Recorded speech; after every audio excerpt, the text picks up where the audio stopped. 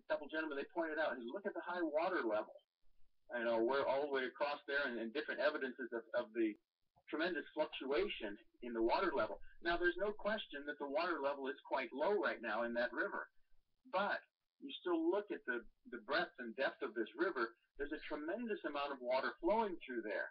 Now, what the government has again done is seized upon environmentalism as an excuse for increasing our dependence upon the government and decreasing the independence of many aspects of our economy, various businesses, farmers, and things like that. Just so your listeners know what's going on here, if you're in California, you're probably pretty familiar with this, but if not, you might not be, so I'll just take a moment to explain it. There is an obscure little fish, about the size of the kind of goldfish your kids might want to buy, when they're 7 years old, go to the store and they say, Mommy, Daddy, can I have this fish? Obscure little fish called the Delta smelt.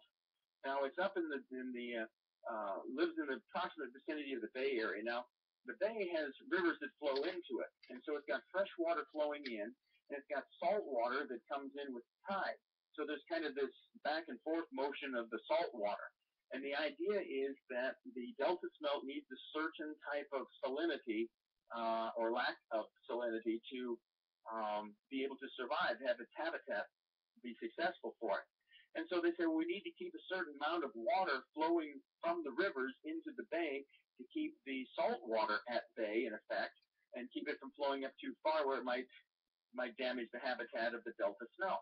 That's their excuse for denying the diversion of water. And, decades ago, we spent gazillions of dollars building this California aqueduct to take water to the farmers and also to Southern California. And there's a whole system of reservoirs all along there, these very large reservoirs for stockpiling the water. And now they're saying, well, we're not releasing any more. They're using the excuse of this drought and the low water levels and the low snowpack in the Sierra to say they're not diverting any of this water to the farmers now. And yet you look at that river, as I did just Saturday night, and it is low, but it is not, there's still amazing amounts of water flowing through that, as there are with our other rivers here in Central and Northern America. Southern and Central and Northern California. But they're still using that excuse of saving this fish. And like I said before, if they all died out, nobody would miss them. Probably nobody would even be aware of it. So it's an excuse that they use to further bind up our economy and to create disasters, create crises, which the government then gives the government an excuse to come in and ride in on a white horse and save us from the disaster that they created. I see. Have they put the slogan out, save a fish, starve a farmer? I haven't seen that one, but I have heard about that. I've heard people say it, but there are signs all up and down the Central Valley attacking the very politicians who are supporting this, and just like, more water equals more jobs, things like that. And think of what this is doing for all you people outside of California, even if you're a little heartless, say, well, so what, that's another state. Think about this. California Central Valley is one of the biggest agricultural areas in the world. If it's not producing, that creates an artificial shortage. And an artificial shortage of any kind of good tends to drive up the price of that good. You're paying a lot more for the food you're buying at your grocery store or at that neighborhood fruit stand or something like that. Wherever you're buying it, you're paying a lot more than you should have to, simply because of the diversion of water, simply because of government subsidies and all of this. We need to revolt against this. We need to take back our country. We need to reestablish our freedom. We need to reestablish the Constitution. Well, this has happened over and over again. Around the world, the attacks on Ukraine, remember they starved 11 million Ukrainians. That's like starving 11 million farmers in California. Ukraine and Chernobyl, that area right there, was the same kind of agriculture as we got in California. Yeah, a very, very rich farming area. And there's been another thing that happened, and you can blame this on partially on a Californian. And that was, again, we don't recognize it as that because of our media, but it was still an attack on farmers across this country. I'm talking about when they criminalized our number one cash crop. It's like suddenly making cotton or corn illegal. They did that to the hemp plant. And that's not hemp, that's marijuana now. Hey, well, you don't get high off of smoking hemp, but you can make, our Constitution was written on hemp paper. Mm-hmm. Our Encyclopedia Britannica was printed on hemp paper.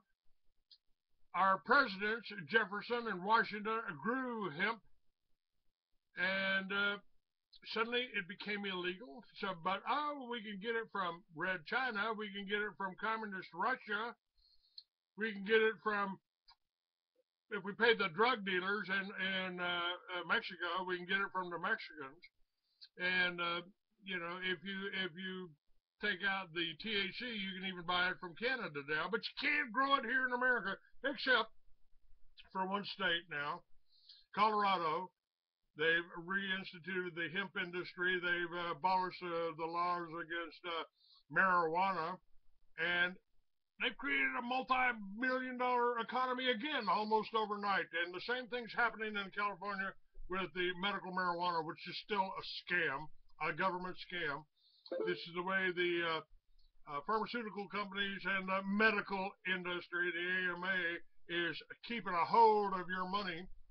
Because remember, doctors don't make any money off of you if you're well, and if you're using hemp and you're eating it or smoking it, you're healthier than the people that don't. It cures cancer. Hemp reaches so deep into the ground, it pulls the fulvic acid, which actually revitalizes and repairs cellular damage. But they either got to get it from prehistoric plants or the hemp plant, which they made illegal here. So this is, to me, this is another attack on the farmers. What about you? What do you think? Well, that and another issue here, I think it also demonstrates something that's going on, how we are increasing our dependence on foreign countries, especially those that don't like us very well. We see it with the plants that you just talked about. A couple of other examples, probably the most obvious example is oil. We have enough oil reserves, proven oil reserves in our country to satisfy virtually all of our fossil fuel needs for the next century. And yet on public land, this administration has been very aggressive in limiting the amount that we can pump out. Private production has increased.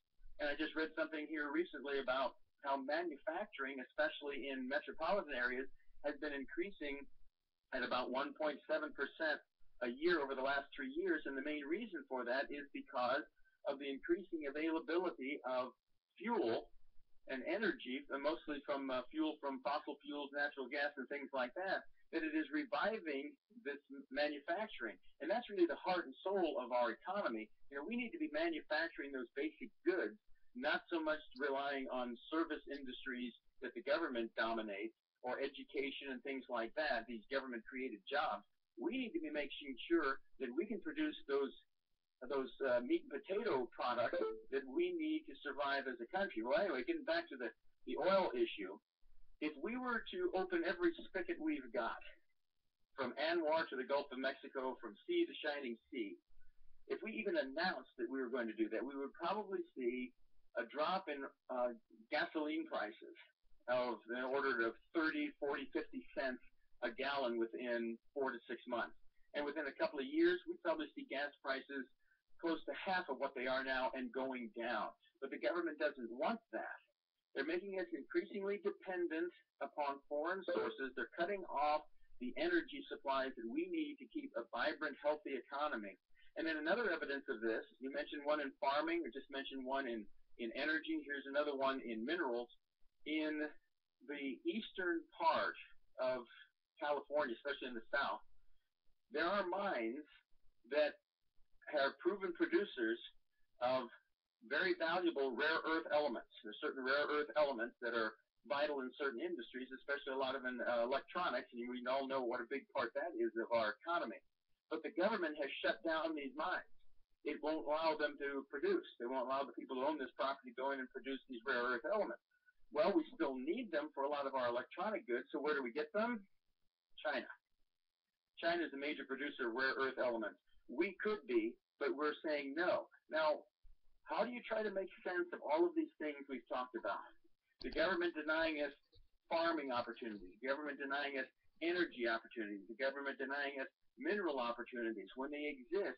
Why would a government do this?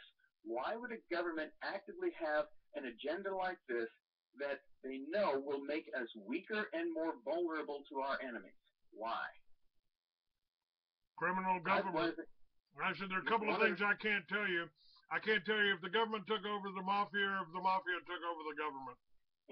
Yes, exactly.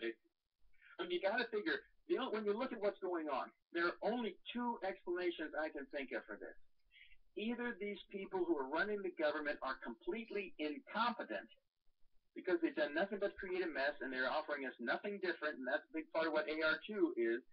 The purpose of that is to offer us an alternative strategy for rebuilding America the Great, not doing the same stuff we've been doing, but new opportunities, things that, get away from the things that haven't worked. But these government officials, either they don't have a clue and they've created this mess because they were so mistaken. If that's the case, then they're incredibly incompetent and they deserve to be fired.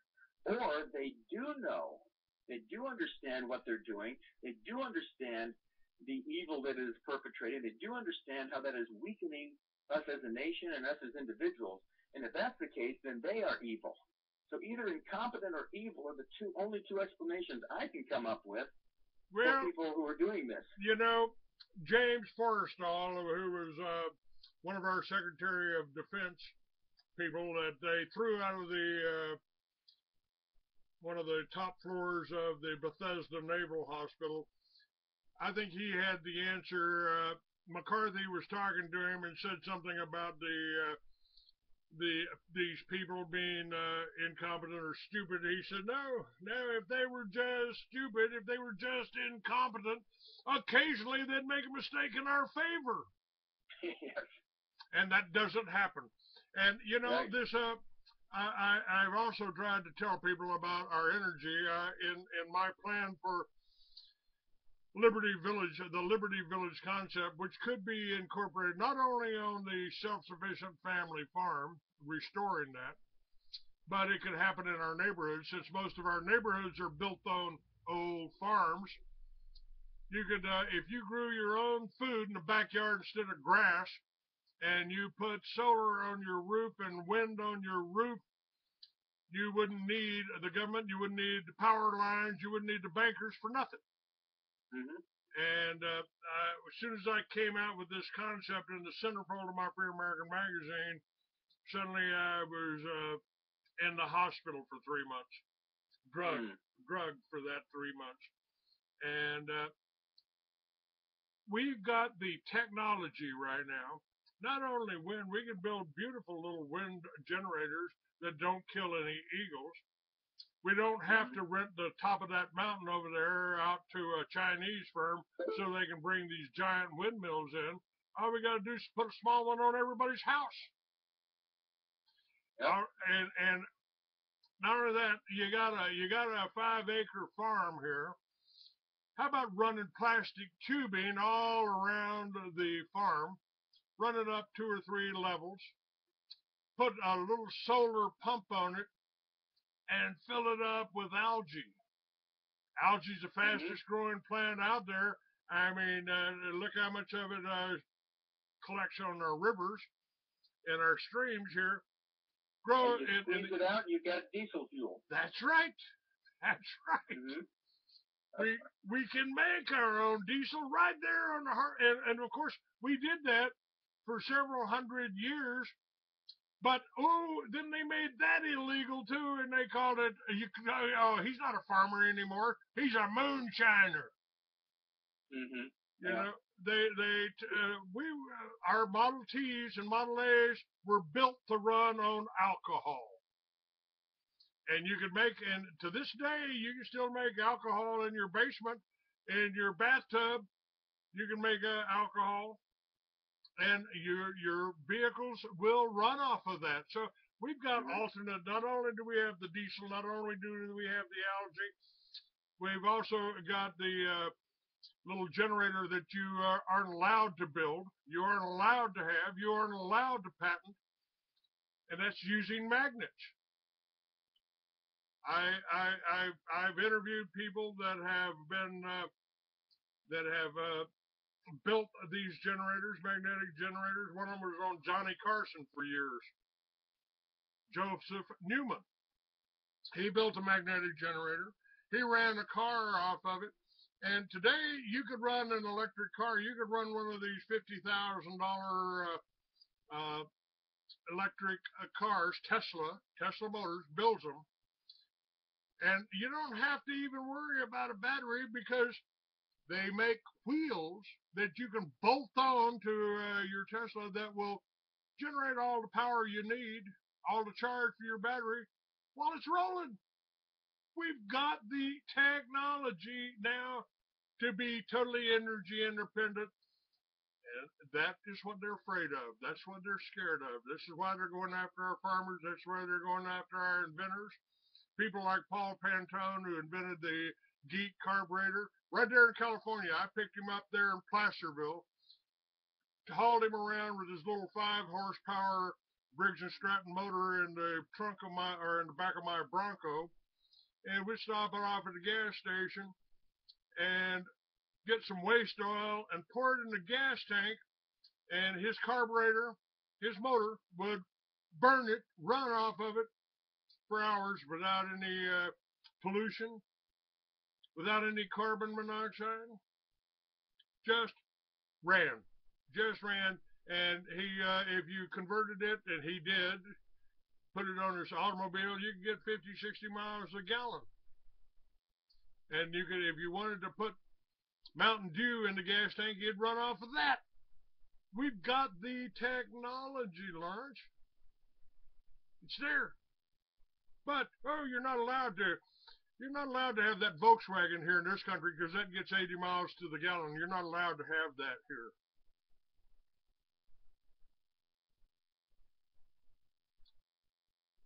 Is that incredible? Are you still with me? Whoops, I lost him. Hang on.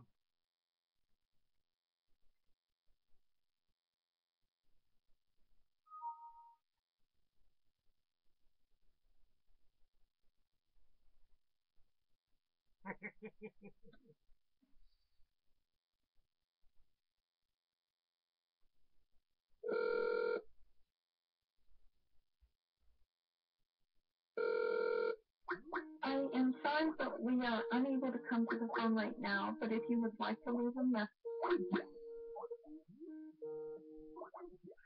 Oops. Hang on a minute. Let me call you right back. I screwed up here. Let me call you right back. Oh, okay, great. I'll bring you in. Thanks.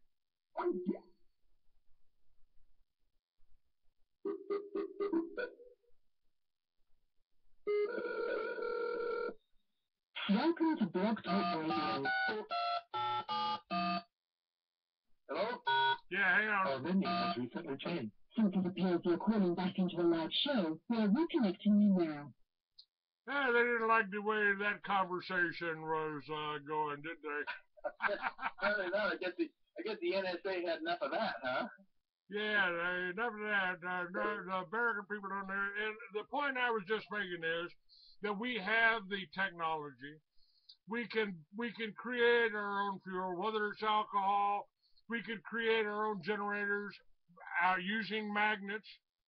But that's against the National Security Agency. They don't want you generating your own energy from magnets any more than they wanted Tesla to build a wireless thing. Well, don't have a meter now, we can't use it. We've got the technology right now to do all of this. And we do, and over the years I've come across various inventions that were very promising. A couple of them having to do with energy, home energy. Small little generators that could be used at your home and not powered off of other fuels, but just gathered what was available there and using this energy to augment the house supply. And sorry, can you hear me? Yes, sir, I can hear you. I'm just trying to I'm trying to connect here to one other station that Okay, we I got just in the dial disconnected. So tone. now it's everything's working now. We're connected to Okay. 4 stations, and I've got you. So sorry, Okay, boys, in the fusion centers. Sorry, we beat you again. We still got connection here. We're still talking on YouTube. We're okay. Go ahead. My guest, if you missed out here, is Lawrence Hebron, and oh, it's it's just amazing here to me, Lawrence, that they can. Well, I used to tell people when we were starting the militias, I said, here, take your weapon out, clean it, load it, shoot the TV, and you'll be all right. They don't call it programming for nothing. Yes. Oh, that's one of the things too. You referred to this earlier. There's an amazing book called The Naked Communist, and I highly recommend it.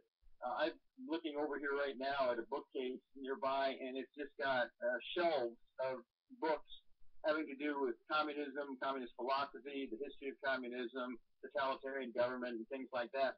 I would say if somebody wanted to know about communism, totalitarianism, Marxism, in a single volume, I would recommend the book The Naked Communist by Cleon Skousen.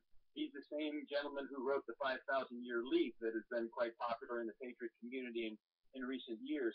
He had been an agent in the FBI back in the day, and I think for 16 years, and one of his major assignments was to track and see what the Communist Party was up to in the United States. He wrote a book about his experiences. This was back in 1958 when it first came out. And he made a list of, I believe it was 45 not conjectured, but stated objectives of the Communist Party in order to take down America, things that they were going to work for.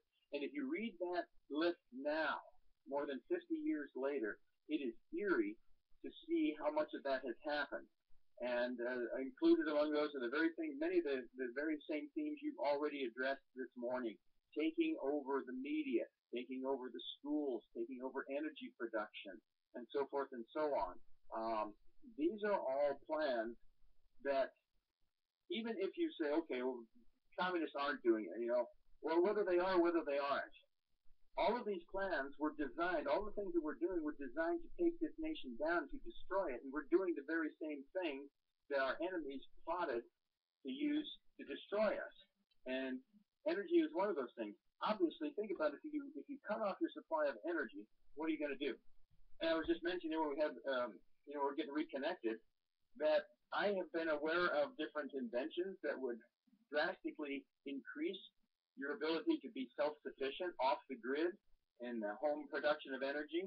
And then something happens. They get tied up in some court battle, or you just don't hear about this invention anymore. What happened with it? Another thing, we were talking about creating your own fuel. A lot of diesel engines can burn vegetable oil. I know a friend of mine who has an RV, and he powers it almost exclusively with what we call veggie fuel. And he gets this by going around to restaurants and taking off their hands the cooking oil that they use. You use this cooking oil, they're just going to have to throw it out. They have somebody come by and gather it up and try to do something with it in a safe manner. Of course, with all the environmental regulations, that could be very expensive. So he goes around and he says, hey, I'll take that off your hands for free. You don't have to charge, or you don't have to pay anybody to take it off for you. He then simply takes that product, this very same cooking oil that they use throughout the day, and he just filters it. He has a fairly fine filter and runs it through that filter to filter out any kind of impurities, little bits of French fried potatoes or whatever. And then he puts it right into his tank, and he can burn that effectively as fuel. And he basically gets it for free. It solves the problem of a lot of the restaurants. It doesn't create the kind of pollution that fossil fuels do. So why are we promoting this? How come the government is telling us about that? Notice all of the solutions they come up with are very, very offensive, and they tend to bind us up more and more, take away our freedoms, and make us increasingly dependent upon them. So why don't we hear about things like the veggie fuel? And all these other simple things. You talked about turning your backyard into a mini farm. But, you know, as you were saying that, I'm thinking, yes, this is absolutely a great idea, but you know what's going to happen? You're going to get a visit from code enforcement. I'm sorry, you're not zoned for agricultural production. I'm sorry, we can't have this kind of thing going on in your backyard.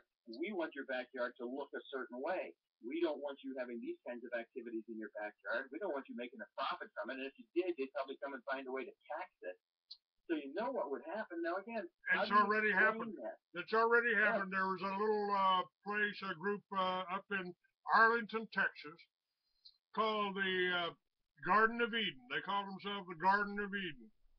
And they were growing food, GMO-free food, no GMOs, in their backyards, and feeding their neighbors. And the jackbooted thugs came in and stomped on their tomato plants, handcuffed them, searched the place, destroyed it, trashed it. No pot there, nothing there, illegal. And this is what they're trying to do. This is why they were afraid of my whole Liberty Village concept, no GMO foods. And that may be one of the reasons they tried to kill me then. Again, they just don't want this nation was founded on freedom. One of the points that's made in AR2 is we need a guiding philosophy. Well, we don't have to create one. We already have one. The Constitution was written to implement the philosophy of government that's embedded in the Declaration. Most people don't even know there's a philosophy of government in the Declaration. And ironically, it's hiding in plain sight. Hold on just a second. Mainstream media won't tell you. At Truth Radio, you can listen live or listen to a large selection of archived programs. TruthRadio.com. The truth is out there. That's right. That's my backup in case a Blog Talk Radio goes down. We're still recording on Truth Radio. It's okay, great. What I do. Just have that redundancy. Yes, sir. With the government doing the things they're doing. Yes, so sir. What I was saying was this philosophy of government is hiding in plain sight. You know, ironically, the heart and soul of it, not 100% of it, but the heart and soul of it is found in the most memorized portion of the Declaration, although most people do end their memory work about 10 words too soon. Maybe that's why they don't see this. And just to review that with your listeners, it says, we hold these truths to be self-evident, that all men are created equal, that they are endowed by their Creator with certain unalienable rights, that among these are life, liberty, and the pursuit of happiness. Now, unfortunately, they stop there. The next 10 words reveal this to be a philosophy of government and not just a collection of platitudes. That to secure these rights, governments are instituted among men. So what I recommend to people, if it's still a little fuzzy, read those passages backwards, and here's what you get. Governments are instituted among men to secure these rights that are endowed by their Creator. The most solemn, and since it comes from the Creator, sacred responsibility of government is to secure our rights, not to abuse our rights. And that was what the first American Revolution was all about. And of course, the holy trinity of rights to the founders were life, property, and liberty. That's what governments are designed to do. We have the right to protect our rights, and when there is some overwhelming force that prevents us from doing that, it is then and only then that the government is authorized to come in and help protect our rights, help us to protect our rights, not to take them away, not to abuse them. And what you just described to these, as you said, these jackbooted thugs coming in and squashing tomatoes just because it doesn't fit into their plan of controlling us, that is a classic example of the very same thing we rebelled against in the 1770s. That's what Britain was doing to us. That's why Britain became illegitimate, and that's why our own government has now become illegitimate. But like it says a little bit later in that same paragraph, whenever a government becomes abusive or destructive of these ends, it is the right of the people to alter or to abolish it. Well, that's the point we've gotten to now. We need to consider how we alter or abolish this abusive, illegitimate government.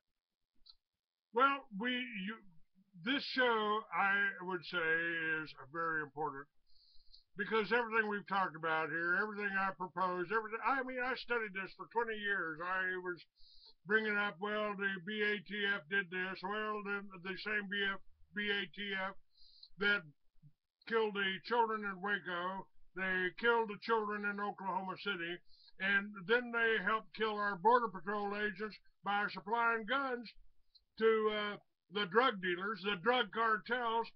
And I'm sorry, as far as I can tell, the drug cartels are simply branches of the CIA, or Al-Qaeda, that you call Al-Qaeda.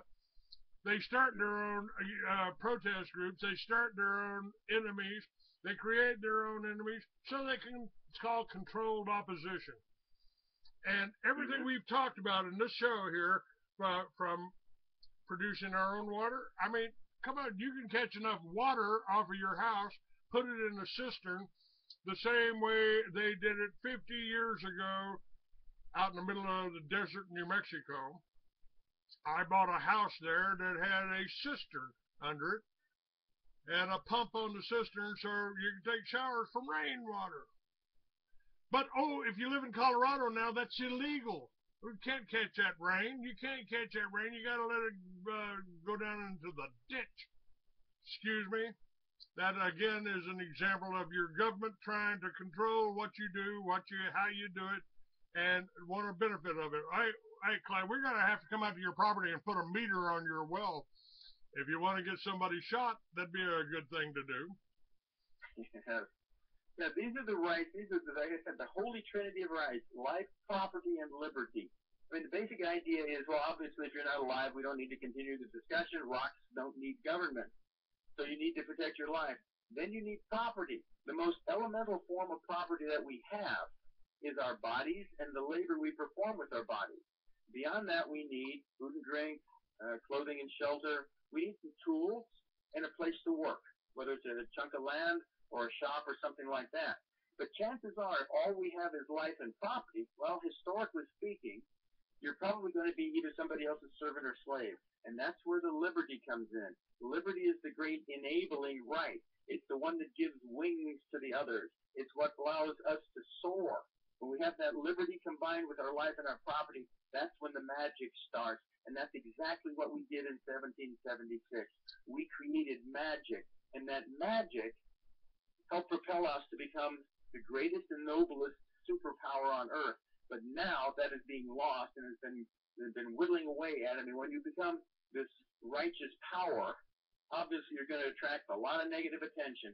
And that negative attention from evil forces around the world are trying to take us down, and they're doing an excellent job at it. And it's time for Americans to stand up and say, no, we're not going to take this anymore. This is our country. We're taking it back by the ballot or the bullet. Your choice, not ours. Well, we choose to make it peaceful. I've tried to do it in every way, Lawrence. In 1996, I put Charles Collins on the cover of my magazine. I traveled with Charles from Maine to California. He was the first Republican to sign up for the presidency in 1996. So I traveled with Bob Dole, with Pat Buchanan, with Alan Keyes, and Charles Collins around the country. And every Republican convention, I would get there the night before. I'd go to the hotel where the meeting was, and I would put up Collins for President banners. By the morning when I got up to go into the meeting hall, there was no Collins for President banners up there. Every time Charles got up to speak, every cameraman on stage turned his cameras off and pointed them at the ground. So nobody in America knew Charles Collins was trying to tell us, Americans, Republicans, that we could buy back the Federal Reserve and wipe out a $6 trillion at the time debt, pretty much tripled by now. And nobody knew. Nobody knew. Every camera was pointed at the ground, and in 2 states his microphone was unplugged. So I became a little disenchanted with the whole voting process. And if the elections had been fair, if the Republican Party had been honest, Pat Buchanan would have been president, Alan Keyes would have been vice president. Bob Dole didn't get a vote anywhere I saw until the last election, and suddenly he was surging to the forefront. So, well, what you just addressed there. What you just addressed there is one of the points, again, in AR2, there's 3 sections of the book. The second section has 8 elements of the revolution. Now, these are 8 different things that we can do as a nation, 8 separate categories. And if we did any one of the recommendations in any one of these, it would be fundamental. It would bring about fundamental change. If we did all 8 of them, it would be a thermonuclear device. The very first one I talked about, that first chapter, is called Time to Crash the Party, No Party Affiliation. And it deals with the evil of the party system, something that George Washington addressed very clearly in his farewell address as he was leaving at the end of his second term. He advised as strongly as he could to resist this party spirit. He said it is nothing but mischief and it has all kinds of woes and miseries planned for us. I have seen how this happen. There is a gentleman out here in California that I've been working for. He's running for governor of the state of California. His name is Robert Newman. Now, he has embraced all of the elements of the revolution. He is not a politician, but he is an honorable man with tremendous courage, and he will. The reason I'm working so hard for him is because I know he will do the things that are said in this the elements of the revolution. He's got that kind of courage. In fact, when I first talked to him about this a little over a year ago, I laid out the elements of the revolution, and he immediately embraced them. I've known him for a number of years, so I didn't think this would be anything too surprising to him, but I laid them out in a very clear, concise fashion. He immediately embraced them. He saw the power in them. But I said, Robert, I'm going to be honest with you. I'm not going to candy coat this. I'm not trying to be melodramatic, but I've studied history, politics, economics, a bunch of other things for over 4.5 decades. I know whose toes we're stepping on. I know what we're trying to do here and who's not going to like it. I know where this easily could lead. In fact, where historically it usually does lead. I said, if we get a chance to do this, there's a very good chance we'll both end up either in jail or dead. He said, I don't care. It needs to be done. That's why I'm supporting him so emphatically. Now, the point, though, was you're talking about what happened in this presidential election. He had run as a Republican in the past. Now, I strongly advised him, no, don't do that. These 2 parties are responsible for the mess that we have right now. The Republican Party, just a couple of weeks back, celebrated the 160th anniversary of its founding in 1854 back in Wisconsin. The Democratic Party is even older. What that means is these 2 parties have had over a century and a half to do something with this country, and what they have done is this mess that we're in right now. And they're offering nothing new to change it. I said, Robert, if you're going as a Republican, I'm not working for you. We need to break out of this mold. We need to tell both those parties you're fired, and we're not going to keep accepting the trash that you're shoveling. So, and he was all on board with that. But he told some interesting stories about what happened to him during his days as a Republican in his establishment party. One of them was, again, he ran for governor of California in the past. The last time he was going against some of the big-name Republicans were Meg Whitman and Poizner. He came in third after the 2 of them. But he told stories about how, since he didn't have a big name and a big budget, the Republican Party wouldn't even consider him. He talked to one story I remember very well. He talked about there was a forum, a public forum, kind of get to know the candidates, and all of the candidates for governor had been invited, and this was a Republican Party event. They had all been invited to speak. They had all been given, I think, about 8 minutes. Everybody was going to have the exact same amount of time. Well, when the event started, Meg Whitman, who ended up being the candidate for the Republican Party and who lost to Jerry Brown, give us Governor Moonbeam for another 4 years after we had 8 years of his nonsense before. In any event, Meg Whitman wasn't there. She came prancing in, a little bit later on. The party dropped everything. Instead of just saying, okay, could you please be quiet, so-and-so speaking, stand in the back of the room until your turn. No, they stopped everything, interrupted the whole presentation, had her campaign manager go up, a campaign manager or some official in her campaign, make about a 15-minute introduction when they're only supposed to have 8 minutes total, gave a 15-minute introduction, and then she came up and spoke for 20 minutes, smiled, waved, blow kisses type of stuff, and then pranced out. And now, with the time left, everybody else only got about 2 minutes. That was because she was the darling of the party machine. Another evidence of this I witnessed, it was about a year ago. A gentleman named Jim Brulte, who has been a Republican candidate and office holder here in the state of California. He was running for California State, chairman of the California State Republican Party. And I happened to be sitting in on observing a Central Committee meeting where he came down, he was campaigning for this job. I listened to what he said very carefully. He did not say one thing about the good old-fashioned values of the grand old party. He didn't say a single thing about their values and what they meant.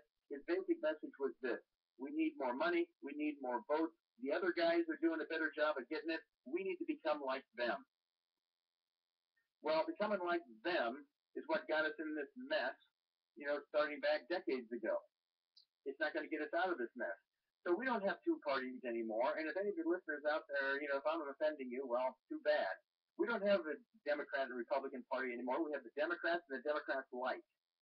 And that's apparent. And the thing it says here in this first element of the revolution about getting rid of the party system, this is so critical. And a lot of times people don't think about this, but there are so many evils that result from a party system that we often don't think of it. One thing, just take one example, it would be almost impossible to have significant voter fraud on any kind of wide-scale basis without the party system.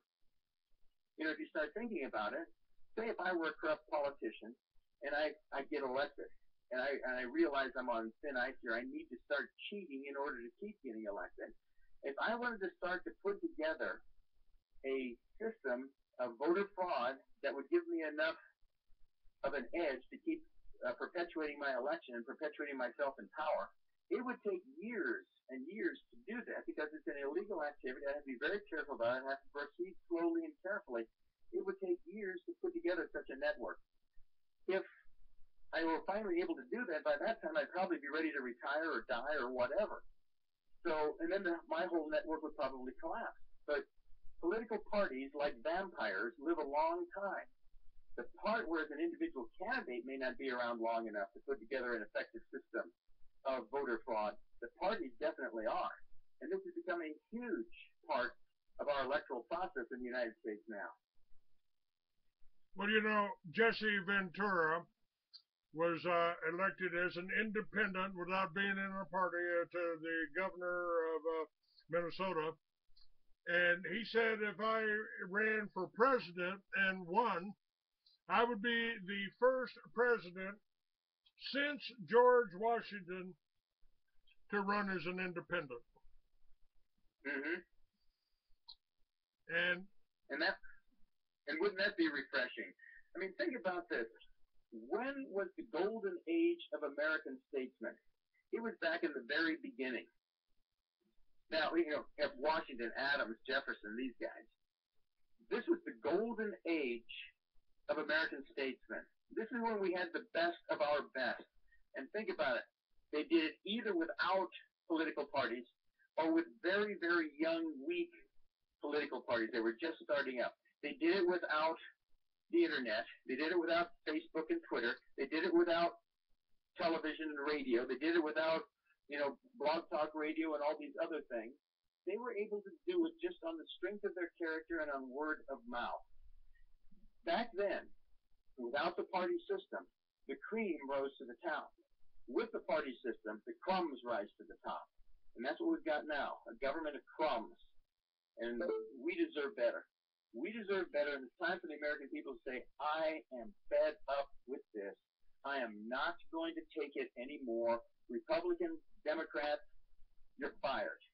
You've blown it. Think about this. If you hired a carpenter or a plumber or a dentist, whatever, and that person did as bad a job as the Republican and the Democratic parties have done, this political tag team that's ushered in this disaster, you would have fired them long ago. So how come we're still tolerating this elephant and jackass-driven political system? It's time for the people to say, that's it, we're done, you're fired. and we're going to do it on our own. Think about this too. Now people say, well, how could you put together an organization? How would this work? I mean, for goodness, Hebron, what you're proposing here is impossible. No, it's not. It wasn't impossible for George Washington. In my opinion, he was our greatest president. I mean, you consider all the things that he did and getting us off to a start like he did. Absolutely incredible, the job that he did. Now, you think about this. What if we didn't have political parties? What would the politicians talk about? They couldn't just ride into office on a party moniker. You know, I'm a R or I'm a D. No, what would they talk about? Well, they'd have to talk about the principles they believed in. They'd have to talk about the issues they wanted to address. They'd have to talk about the plans that they have for doing things. Good. That's exactly what they should be talking about. But unfortunately, right now we have a system where, you know, some people are only going to vote Democrat no matter what. Some people are going to vote Republican no matter what. I mean, they could flip-flop in the issues completely, and they still continue voting for that party name. There's a tremendous amount of power, and we've reached this. It's amazing how many, first of all, it's amazing how many people agree with this. I mean, I'm very frank and blunt about saying, you know, when I'm around working for Robert Newman, a lot of times they say, well, what party is he? And I'll say, no party affiliation. And then I'll quickly follow up by saying, you know, the Republicans and the Democrats have done a pretty good job of ruining this state and this country. We think it's time to fire them. And almost everybody kind of chuckles and nods their head. Yep, yep, yep. Every now and then you get somebody that says, well, you know, you're just throwing away your vote. It's not going to work. Aren't you just throwing away your vote if you don't choose a Republican or a Democrat? To which my answer is, aren't you throwing away your vote if you do? Well, I certainly agree with you about that. I have referred on my radio show almost every day on a daily basis that Republicans and Democrats are simply two wings of the same bird, and that bird is a global vulture. It ain't no eagle. And you got two wings on the same side, you just go in circles. And, you know, we basically got the same thing about communism and fascism. It doesn't matter whether it's totalitarianism. They're both, that again, that's two wings of the same bird. Mm-hmm. And absolutely. There is somebody that I have on my site and on my shows on a regular basis by the name of J.B. Campbell. And J.B. started the militias before I did. And he was involved in the wars over in Africa, Zimbabwe, and Rhodesia when the communists took over. And he came up with a no party. And it's an excellent idea. It's an excellent idea. It's and I've got I guess I've moved it down to it's got shuffled down to my on my page some, so I got to take a moment to find it. But it's basically he again advocates neighborhood watch. A civilian police review board, so we can stop this whole police state takeover, the militarization of our police, like what you saw happen in Boston. Mm-hmm. And the citizen grand jury, people taking control in their communities, in county by county. If your sheriff's not a member of the Constitutional Sheriffs and Police Officers Association started by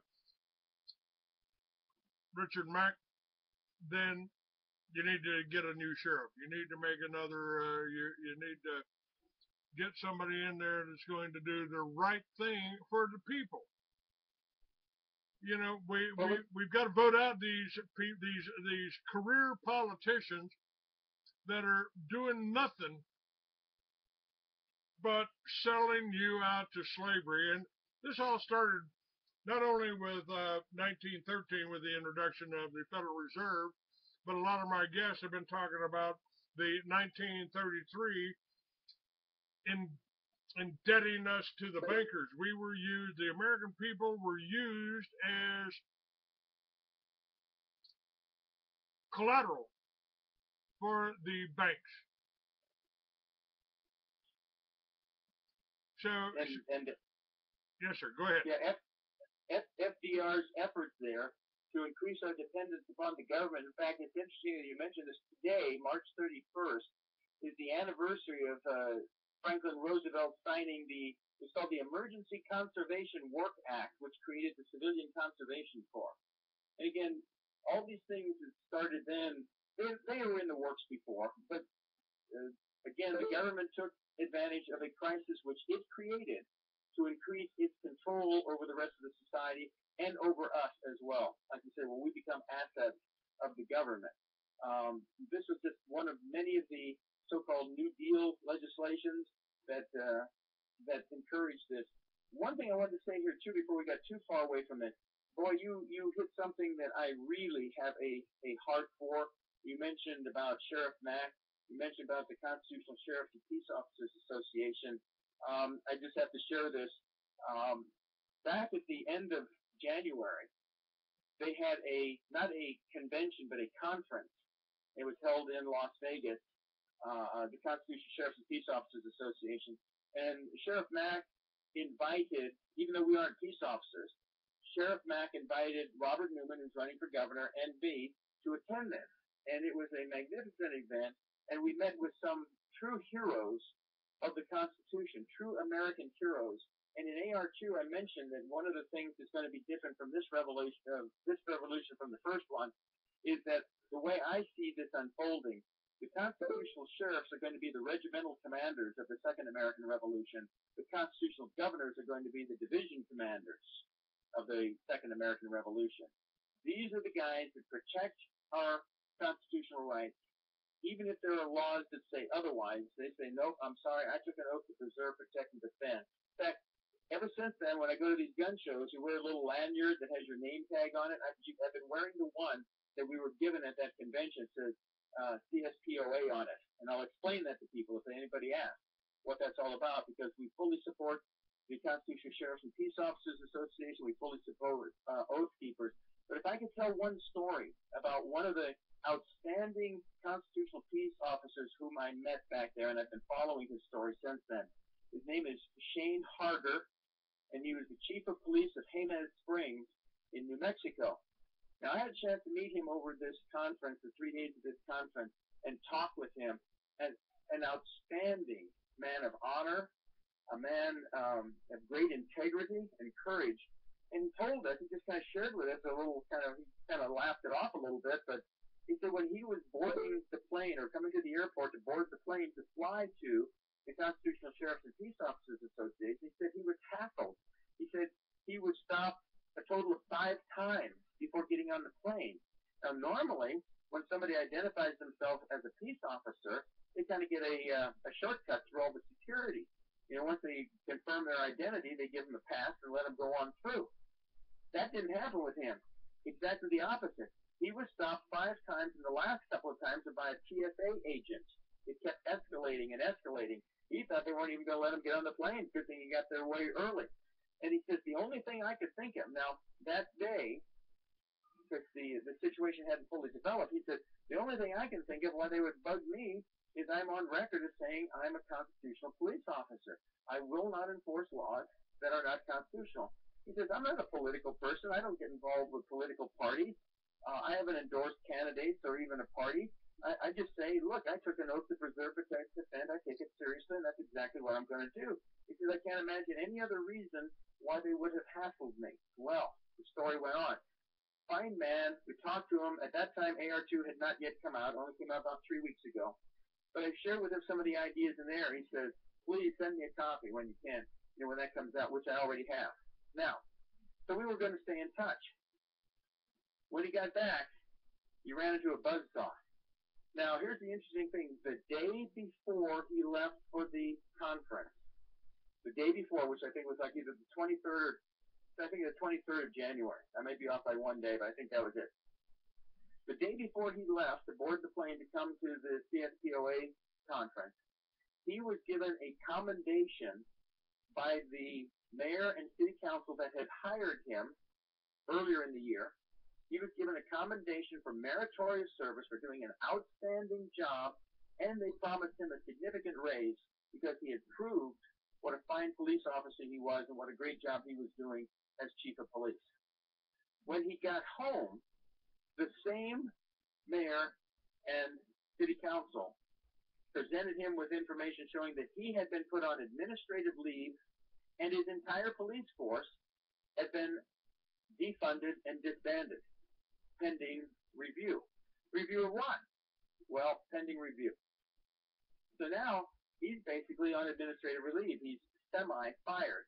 The matter was going to be considered. Now, he was very articulate. He explained why. He just went point by point by point. He did not deduce anything. He didn't go off on any wild speculation. He said, well, all I know is the facts, and here are the facts. And he took point by point by point by point. And one of the things they said was they criticized him for his political activity. He said, I haven't endorsed candidates. I haven't endorsed the party. All I've ever said was, I'm going to do what I took an oath to do. Now he's in trouble for it. Well, on, I think it was February the 12th, they had a hearing to decide what his disposition of his case.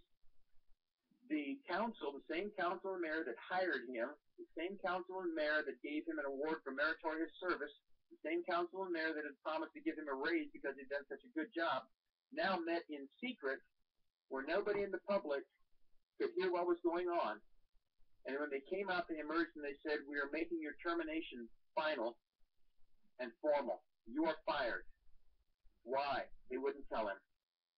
Later, they started, a flurry started here, and they put on their website something about, again, his political activities, and that he had not been fully forthcoming with us in disclosing certain things when on his job interview.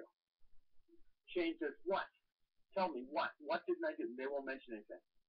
Well, the only thing he can figure is that he has been dismissed because of his pro-Constitution stance. And so when you mention the CSPOA and Sheriff Mack, these are the heroes of the Second American Revolution. These are the people that are going to make this thing happen. These are the people who are going to defend your constitutional rights in your home, because you can depend on these sheriffs. One interesting story I read about, true story, and I met so many of these other ones, wonderful law enforcement officers who are so bold and so courageous and who are paying a price because they're uprooting the corruption in their communities. These men truly are heroes, and they deserve our support. And I would urge all of your listeners to work aggressively for the election of constitutional sheriffs. If a guy will not pledge to be a constitutional sheriff and indicate that he understands what that means, do not support him. One quick story here. This was up, I don't think it was Wisconsin, but it was one of the areas where there's a lot of dairy farming. Now, the federal government has said, we don't like the idea of people selling raw milk. It's unhealthy for you, bacteria and all this other nonsense and all this business. Well, a lot of people like raw milk, and by golly, that ought to be their right to decide if they want to drink it. If they want to take a risk, if there is in fact any risk, it's often been shown to be more healthy than the kind we buy at the store, but if they want to take that risk, fine. But federal government says, a lot of state government says, no. So there was this guy, a farmer, dairy farmer, came up with a very innovative way to get around that and still honor people's desire to get raw milk. He sold shares in his farm, in his dairy farm, and the dividends were paid in raw milk. So you could invest, X number of dollars, and you would get maybe so many gallons of raw milk a month as your dividend. So they weren't buying it. It was just a payoff, and then they could do with it what they want. Well, the feds heard about this, and they started sending this guy threatening letters, and then they said they were going to come down and audit him. They were going to check into what he was doing. They made all these threatening remarks, how they're going to shut him down and all this stuff. Fortunately, thank heaven, this guy lived in a county that had a constitutional sheriff. He told the constitutional sheriff what the feds were talking about doing. The constitutional sheriff immediately contacted the Food and Drug Administration, and he told them in no uncertain terms, if any of your agents or any other federal agents show foot in my county without my prior permission, I will arrest them. And you know what? Farmers still producing milk. The feds never came. They stopped hassling him. That's the kind of power we have in constitutional sheriffs, and why I urge people to seek them out and to work hard to elect them. That's one of the most effective things you can do at your local level. I just found J.B. Campbell's thing. I do have it on my site. It's called the American Defense Party. He said we are under deadly attack by federal forces, mainly the NSA, FBI, ATF, DEA, TSA, and CIA, among many others, secret police agencies.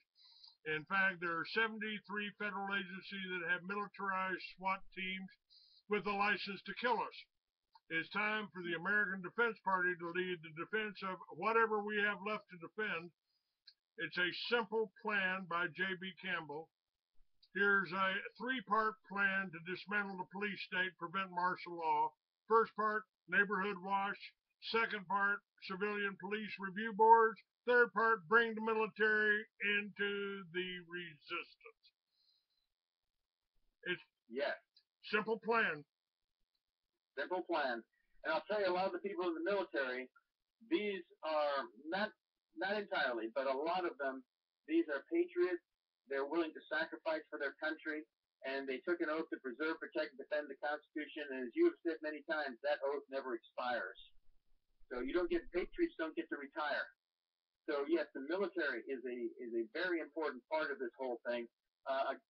For one thing, if this all goes south, and the government starts to want to use the military to fire on Americans and oppose Americans, we're going to need courageous people in the military who will, in effect, mutiny against this and stand up for the oath they took, just like those constitutional sheriffs do. Another thing that the constitutional sheriffs can do, and this idea is mentioned in AR2, but I talked to some of the sheriffs there, and I asked them, are you forming posses?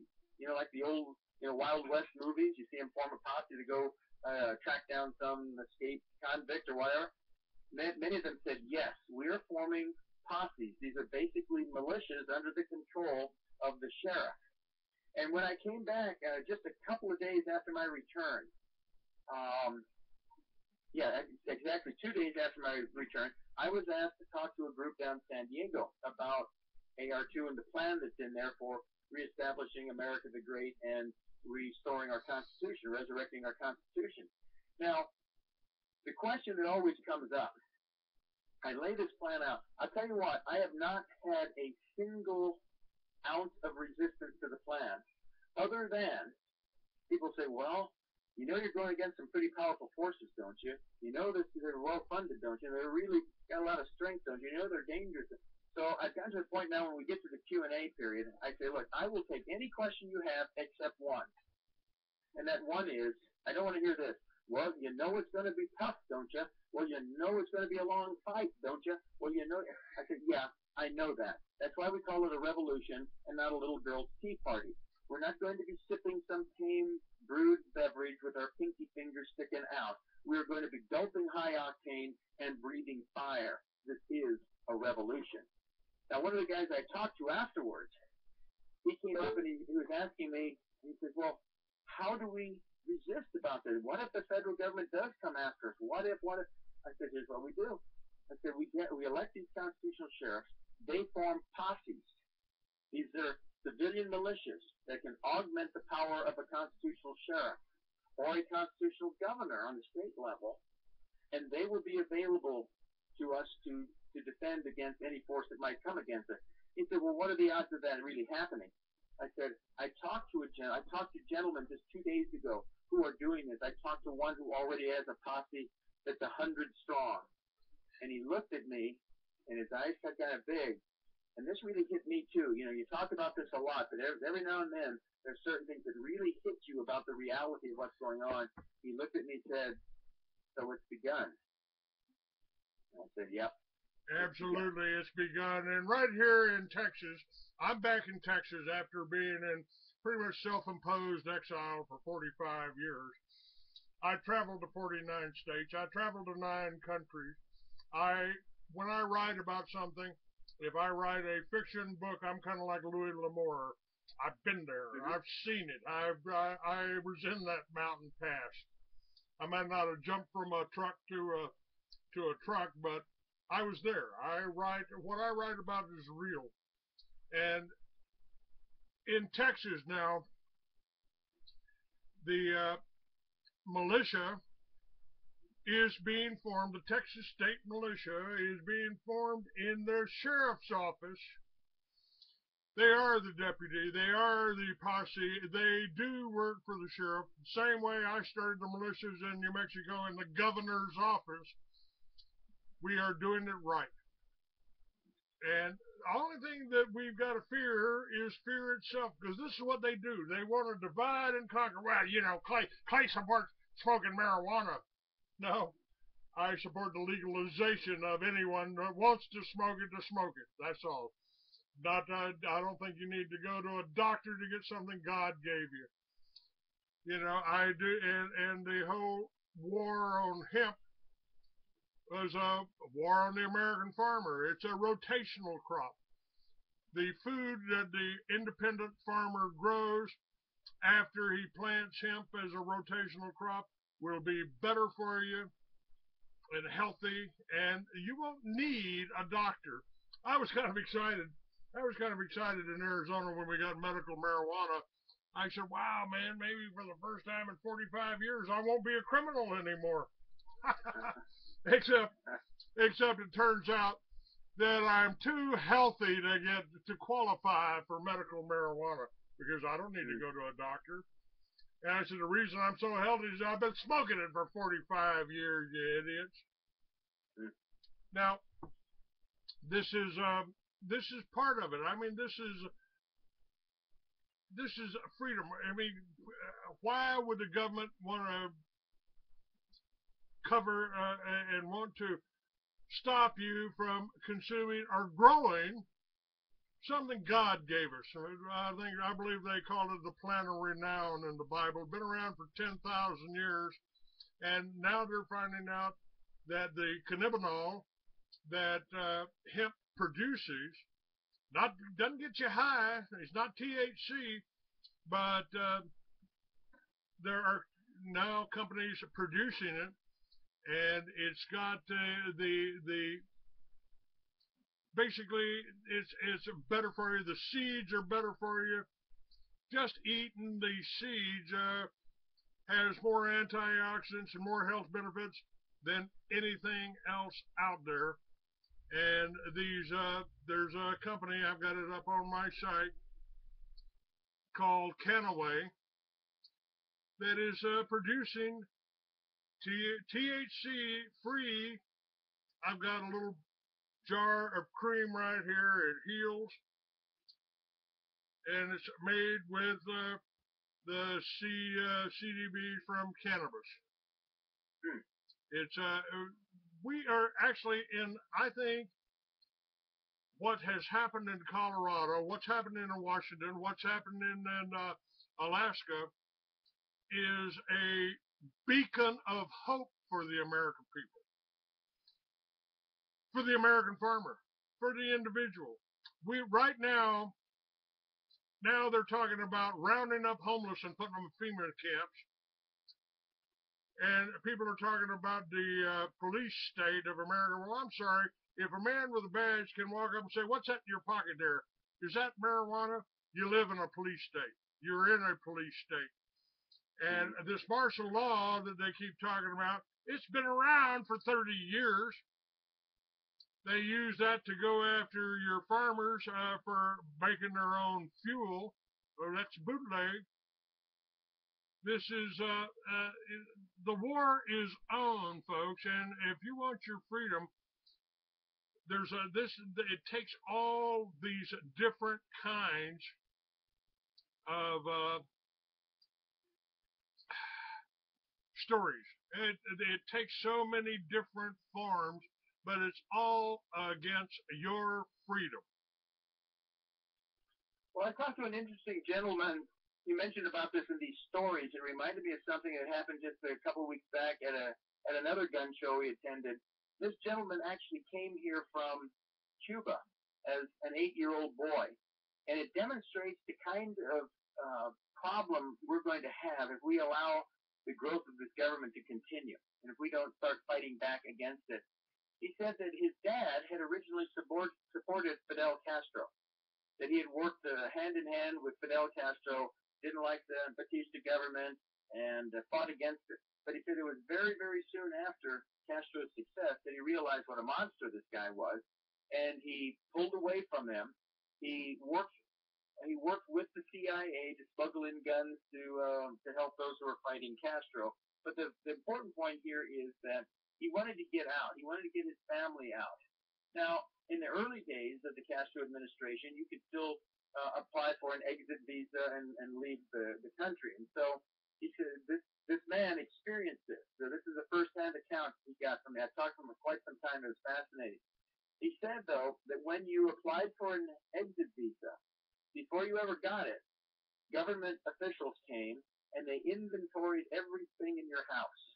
Silverware, plates, bedspreads, whatever everything you had. Why?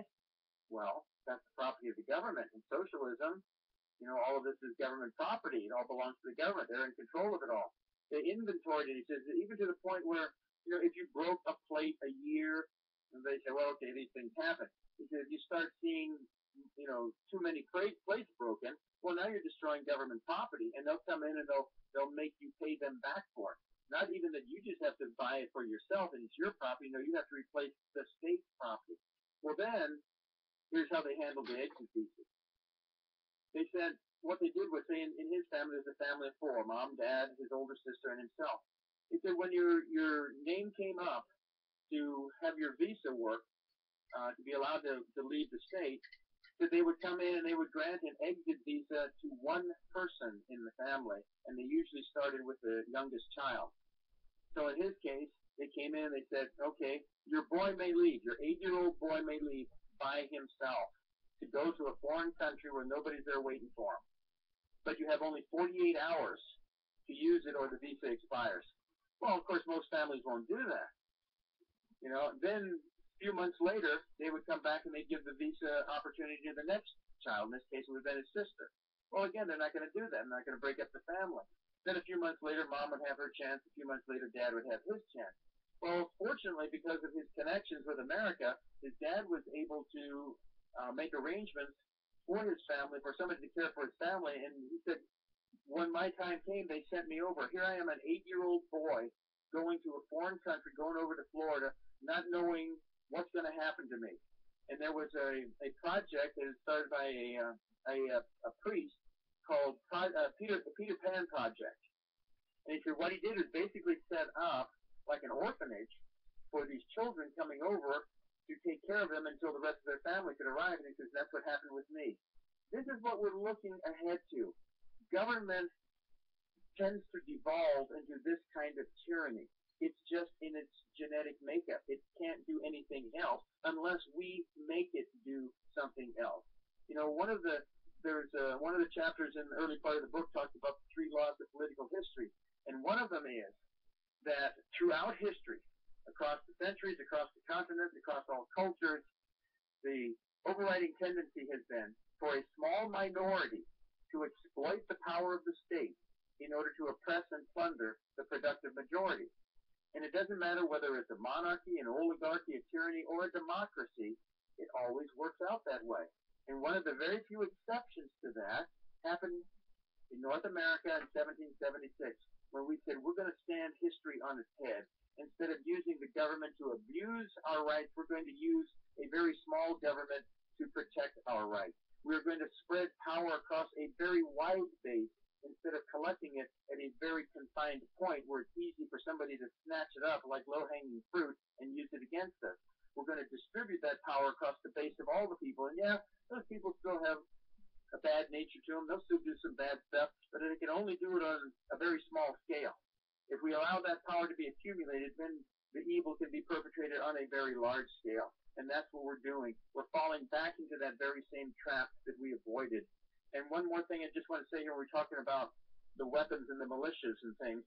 I doubt it, but I hope that our elected officials now and in the future remember the wisdom of Admiral Yamamoto. And he was one of the top military leaders of Imperial Japan that led their country into attacking Pearl Harbor and bringing the United States into World War II. Now, some of the Japanese leadership, military leadership at the time, had talked about the possibility of invading the United States, actually invading American territory. Yamamoto had been a student, I'm not sure, I think it was Stanford. He'd been a student, though, in American college or university. He knew America. He said, don't do it. He said, there will be a gun behind every tree. And that's still our defense, whether it's against Imperial Japan or Imperial Washington. You come after us, there'll be a gun behind every tree. So let's take care of the business that needs to be taken care of now, while there's still time, a little bit of time left, and while we can do it peacefully. Otherwise, we're going to have to do it in another way. Either that or just let the whole thing flush down the toilet. And I'm not ready to do that. I'm not ready to do that either. I just glanced at this. I mean, this occurs. I mean, every generation. You just happen to be in one generation right now. But Frederick Bastiat, in his little book called The Law, said the law perverted, and the police powers of the state perverted along with it. The law, I say, not only turned from its proper purpose, but made to follow an entirely contrary purpose.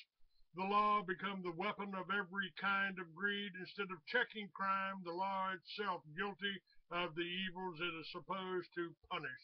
If this is true, it is a serious fact, and moral duty requires me to call the attention of my fellow citizens to it. You know, one of the things that I do on the 4th of July is read the Declaration of Independence. And when you do that, you don't have to change maybe one word or one date in it to see that it is happening right now. We've got the same thing is happening to Americans here in this country right now that happened to Americans here when England, the New World Order of that day, the sun never sets on the English Empire. It's happening right now. And I've tried to, a few times I've said, well, they don't have the power that they want you to believe they have. If they did, we'd still be under the Syrian Empire or the Roman Empire or the British Empire, but we may actually be under the British Empire. The Queen certainly has her hand in our Social Security. The lawyers whose offices of the Bar Association are right there in the City of London, along with the Rothschild Bank.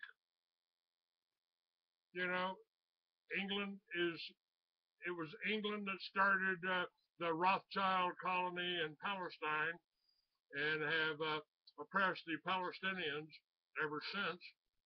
And the Palestinians may be the true Israelites, because it certainly ain't the Jews who say they're Jews but are not, that Jesus warned us about, and that their own researchers have determined that the Jews, the Ashkenazi Jews that make up 90% of Jewry, their ancestors never set foot in the Holy Land that the Bible talks about. So we're deceived here, folks. And, it's the William Randolph Hearst, it's the ABCs, it's CBS, CNN that are programming you. You've got the public school system that is not educating you, but they are indoctrinating you and your children. And we do have to break out of this. The time is really now. What's happening with the homeless being rounded up, Lawrence? It's against the law to be homeless now. The government sent your job overseas, so you can't get work. And if you don't, if you're not working, how are you going to afford one of these little boxy houses? How are you going to pay that power bill? How are you going to keep the lights turned on? Feed your family. They create the prices and then they exploit it. Yep. Hegelian dialectic at work. Yep. Well, you're talking about reading the Declaration of Independence in its entirety on July 4th, and I appreciate you doing that very much. We need to keep our heritage alive, and how so much that we complained against and protested against and ultimately fought against us and going against us. It reminded me of how the first chapter of AR2 ends. If I can just take about a minute or minute and a half to read that. It says, the document approved by the Second Continental Congress on July 4th, 1776 was more than just a declaration of independence. It was a proclamation of the rightful role of government. It was a justification for rebellion against illegitimate authority. It was a declaration of war. So is this document. In a tragic case of historical irony, the very institution which was established to fight an illegitimate government has become one. The very government which was established to defend the God-given unalienable rights has chosen to deny God and alienate these rights from its people. And the very document, the Declaration of Independence, which was drafted to justify the establishment of this independent government, will now judge that same government. The verdict is guilty. The sentence, and I quote from the Declaration, whenever any form of government becomes destructive of these ends, it is the right of the people to alter or to abolish it and to institute new government. The political reality in modern-day America can be succinctly stated with these few words. The government is corrupt. The political system is dysfunctional. Both political parties have not only failed us, they have betrayed us. We cannot trust them with our futures. We must take back control ourselves. Everything is at stake. The time has come for we the people to rise up and to claim what is rightfully ours. The time has come to mutually pledge to each other our lives, our fortunes, and our sacred honor. The time has come for the Second American Revolution. This is what we fight for. AR2. Well, I certainly agree with that. And one of the things that they've done, right, they want to divide and conquer. They don't want you listening to this show. That can be obvious how many times we've been interrupted. They don't want you buying my magazine. That's why you can't get the freeamerican.com in libraries or Intel or Intuit or even Office Depot. Try it. See what happens. They don't. They understand, and I understand that this is a war. You know, a lot of people out there cry out for leaders. You've got two of them on this show today you're listening to right now. You've done excellent work with your book, and this has been a great show. Now, I would love to be going to gun shows. I'd love to be going to motorcycle rallies. I'd love to be introducing people to the whole idea of being self-sufficient. You know, I've got one of the things I've got up on my website is a little solar generator that'll fit on the back of my Harley that I can set it up. I can arrive at a campground. I can set it up, turn on the lights, charge the computer, and do this radio show just like I'm doing it right now with my guest here. And I can do it live from anywhere in the country. It's the juice box is just a little solar generator. The solar panels unfold. You can set it up. All you need is that and maybe a little shelter to keep the sun off of you. And we can do it live from any gun show, any place in the country, outside, indoor, outdoor, anywhere. I'd love to be able to do that. I did that 20 years ago with the Free American. I traveled to 49 states to push the magazine and to educate you with people like Jack McLam, people like Randy Weaver. Randy Weaver was on my show. Bo Greitz was on my shows. You know, Carl Klang provided the music for us, just like he does for my show now. A lot of these people are dead. A lot of these people are gone. But the spirit lives on, and we've got the opportunity to do that. The only thing I need is your support. I've got the magazine back out. We've got the ideas. This show will be linked. You can pull it down off Blog Talk, save it to your favorite player or your default player. That'll save it as an MP3 show. Share it. We are in a revolution. And you do have leaders. You do have people that understand what's going on. I've talked before thousands of people back when I had the money for gas to get there. They tried to break me, they failed. They tried to kill me, they failed. And Lawrence, I appreciate you being on. Hopefully everybody will get your book and understand what we've got here. We've got the chance, we've got the opportunity, and we've got the knowledge. And thank you for sharing that knowledge. Well, thank you for the opportunity to help spread that knowledge. And just real quick thing, you mentioned music. I completely forgot about this. We have what we call the theme song of the American Revolution, the Second American Revolution. It's called American, not America, American. And it is available on iTunes. Best way to search for it is under my last name, Hebron, Hebron. But it's kind of a Kick-Hiney tune. And I think maybe some of your listeners might like that. If they want to check into it, they can check it out for free. But thank you for the wonderful work that you do. I know you're getting ready to wrap up here. Thank you for your courage, for your persistence, for remembering that oath that we took never dies, it never expires, and patriots don't get to retire. Thank you for that work and your courage. Thank you, a lot sir. to you. I appreciate that. And I wish I had that tune up. But I'll see if I can get it up, and we'll be including it in the show. Okay, well, great, thank you. We take the money, we get a little bit. It costs 99 cents. We get about 59 cents. We're dedicating the money that we get to continuing to fight the American Revolution. So if you want to support the revolution, that's one easy way you can do it. All right, sir. I'll find it, and I'll get a copy. Thank you very much. God bless you. Thank you. And we're out of time, folks. FreeAmerican.com. Share this show. Share this show. Pick up copies of the Free American magazine. Shop.freeamerican.com or just freeamerican.com. God bless you all. Thank you, Lawrence. Discover what's never ago on the news that mainstream media won't tell you. Are you frustrated with your elected politicians? Get the news behind the news at truthradio.com. At Truth Radio, you can listen live or listen to a large selection of archived programs on demand. Listen when you want to. truthradio.com.